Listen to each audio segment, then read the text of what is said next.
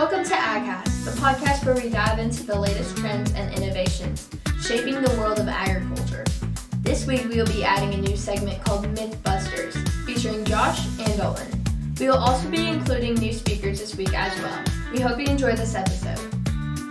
Today we'll be talking about what's happening in the world of ag. Some people wonder what our podcast is about. It's about a world full of agriculture. We speak about agriculture, what goes on in our FFA, school, and sports. Each week, we dive deep into bringing agriculture into our podcast. We also will be including a few special guests this week. Thank you, Trey, for the explanation. I'm now going to announce the upcoming activities for this week. On December 16th, dress in your best ugly sweater. We also have a junior high basketball game versus Burlingame at home. And on December 17th, wear white for the Spirit Week.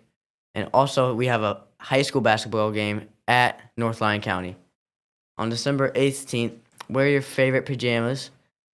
And we have a K through 5 music concert at 2 to 3. And at 7 to 8, we have a preschool through 5 music program. On December 19th, wear your winter flannel. It is also the last day of school and end of the first semester. On December 20th, wear all black. It is also a teacher work day, and we have a game versus Hartford at home. And now we have Trey onto weather. Thank you, Dolan. Now on to our weather. On Monday, December 16th, we have a high of 52 and a low of 29 degrees with a 22% chance of showers. On Tuesday, December 17th, we have a high of 47 and a low of 30 degrees with an 8% chance of showers. On Wednesday, December 18th, we have a high of 45 and a low of 24 degrees with a 24% chance of showers. On Thursday, December 19th, we have a high of 39 and a low of 25 degrees with an 11% chance of showers. On Friday, December 20th, we have a high of 42 and a low of 24 degrees with a 5% chance of showers. That's all for your weather. Another proud sponsor of AgCast is Jonesy's Service. Come on down to Jonesy's. They have it all. They have snacks and drinks, you name it. Need fuel or car services? Jonesy's Service Station in Melbourne offers full service assistance from 7 a.m. to 7 p.m., 7 days a week. Stop by at 226 Southeast Main Street or call 785-549-3413. That is 785-549-3413 for all your automotive needs. For this episode, we have a new segment, Mythbusters. It is presented by Dalton And Josh? We will be busting commonly believed agricultural myths. Our first myth that people commonly believe is natural farming does not mean no harm. For example, nicotine, opium, heroin, morphine, and cocaine all come from plant sources. And also farming without using chemicals can pollute areas with carbon emissions. Busted. Second math. Farming is old-fashioned and low-tech. One of the top misconceptions about agriculture is that today's farmers live in the past, in a world of rusty tractors and old-fashioned tools. They see the agriculture industry and anticipate it unsophisticated and slow-moving. But as our time progresses, we always find a way to use new tech. Busted. Third myth. Organic is healthier. In addition, many consumers don't realize that farmers still treat organic foods with pesticides, just as they would with any other crop. The only difference in the pesticides used on organic farms is the chemicals in these pesticides occur naturally, while scientists synthesize the pesticides used on conventional crops. Just because they're natural chemicals, however, doesn't make them any safer. Even these natural chemicals can prove a danger to consumers. Busted. And our fourth myth, fresh raw vegetables are healthier and more nutritious than those canned, cooked, or frozen. While sometimes this can be true, one example of this being debunked is that carrots have 1.5 times more nutrients when they are cooked rather than when they are raw. Busted. Our fifth myth, grass-fed beef is always better for the environment. Grass-fed cows do use the least amount of water, but produce the greatest amount of greenhouse gases, which is destroying our ozone layer. Busted. Our sixth and final myth Eggs from local farmers are safer than those purchased at a grocery store. This is a very common egg myth. Your farmer's market is a great place to find local foods, but that doesn't guarantee that the foods are any safer than the ones at the grocery store. Eggs come from chickens, and chickens harbor salmonella. Busted. Today I'm going to be joined by Cadence Massentine. She's the first of our 2 guests today. I'm going to ask you 7 questions about hunting to educate our listeners about yourself and your opinions. How long have you been hunting, and what inspired you to start? I've been hunting since I was probably 6, and I don't know, I just like to go with my dad. What is your favorite part of the hunting season? To get one and then track it. Pretty fun. Can you describe your most memorable hunting experience? When I was probably 11, my dad and I went on a hunt, and we were in our tree stand, and it was probably like 20 minutes before shooting light, and all of a sudden this like owl like flew into the tree like right in front of us and like stared us dead in the face and like flew at us and almost attacked us. What kind of hunting do you typically do? Like, what animals? Deer, white-tailed deer. Yeah. What kind of gear do you use, and how do you maintain it? For bow season, I use a crossbow. For rifle season, I use my dad's 270. And to maintain it, just crossbow, make sure the things are all waxed and clean. And for the rifle, just make sure it's cooled down and not too hot. What do you think is the biggest misconception people have about hunting? Definitely that it's like, I don't know, like mean. I don't know, like it's the circle of life. It happens. So, like, you got to kill to eat.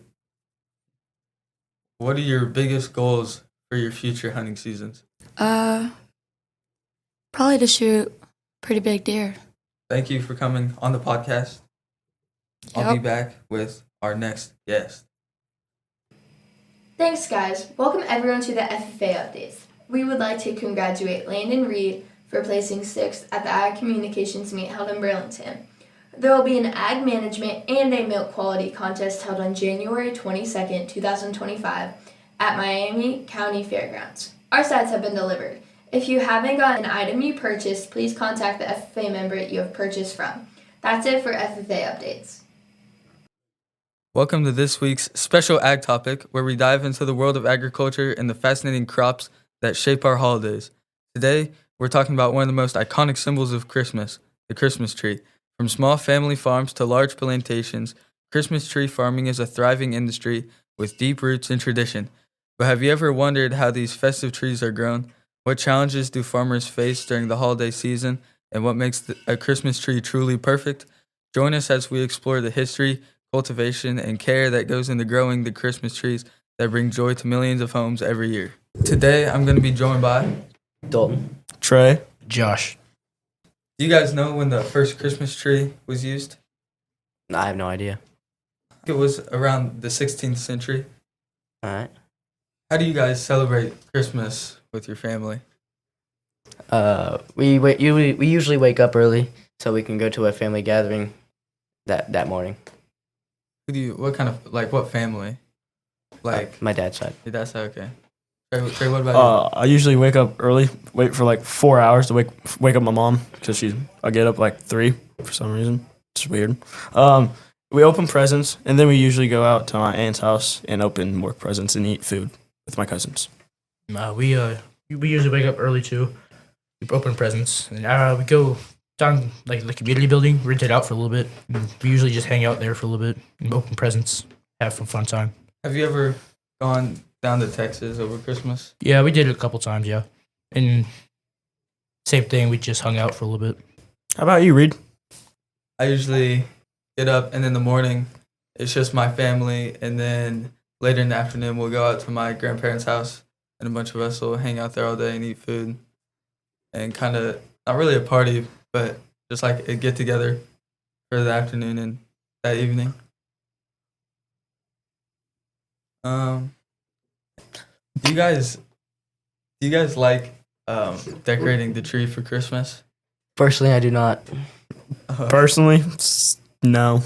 Yeah, it's not that bad. Yeah, it's not that bad.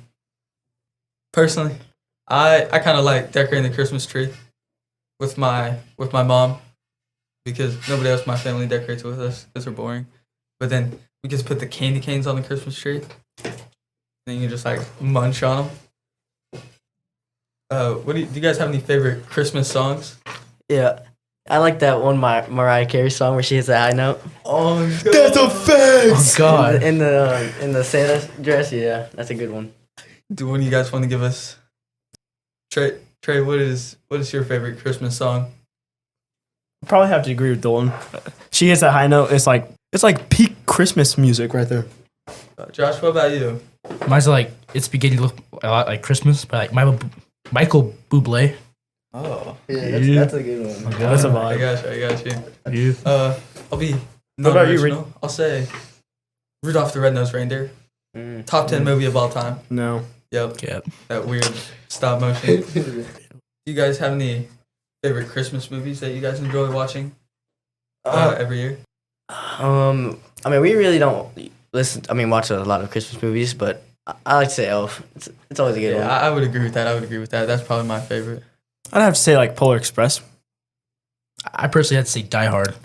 Oh, I do not is that a agree. Christmas movie? That's not even a that a Christmas Christmas movie. movie? I'm not Yeah, it gonna is. lie. There's no way. No, that is not Just a because Christmas it's movie. how many movies taken in Christmas or shows? Like so many episodes in Christmas. Yeah, I do not agree. Is Simpsons a Christmas show now? They're not considered Yeah, Christmas it's- shows? Or Family Guy? Nah. I just personally I do not agree with that one because there's so many movies that incorporate Christmas into movies that do have nothing to do with Christmas. Yeah. Facts. That's all I gotta say. Okay, to end this shortened ag topic before we go off for the winter and pick up next January, we're going to just give you some facts about Christmas trees. We're just going to go around the table. We'll start with Dalton. Did you know that 98% of all Christmas trees are grown on farms and only 2% are cut from the wild? It takes about 7 to 10 years for a Christmas tree to grow to the typical 6 to 7 feet tall. An estimated 25 to 30 million real Christmas trees are sold in the U.S. each year, compared to around 10 million artificial trees. However, real trees are biodegradable, while artificial ones can last hundreds of years in landfills if not recycled. What kind of Christmas trees do you guys keep in your house? Do you guys get real Christmas trees? Sometimes we have real ones, but I think this year we have a fake one. I got a fake one in my house, I'm pretty sure. Yeah, I have an artificial one too. Yeah, ours, it's like that plastic Yeah. stuff. Yeah. Josh, would you like to tell us a fact? There are more than 4,000 local Christmas tree recycling programs throughout the United States. Okay, well, boys, thanks for coming on my ag topic this week. Well, like I said, we'll see you guys on ag topic again after our winter break. Yeah, excited for it. We'll send it over to Josh with sports. All right, see you over there, Josh. At Linden State Bank in Melbourne and Linden, Kansas, they're more than just your financial institution. They're your dedicated partner in achieving your dreams. Their friendly team is committed to understanding your unique needs, whether you're buying your first home, starting a small business, or planning for the future. With personalized services and cutting-edge online banking tools, managing your finances is a breeze. Plus, they proudly support our community, investing in local initiatives to help Melbourne and Linden both thrive. Experience the difference a community-focused bank can make. Visit Linden State Bank today. Melbourne is open from 8:30 a.m. to 4 p.m. and closed on the weekends.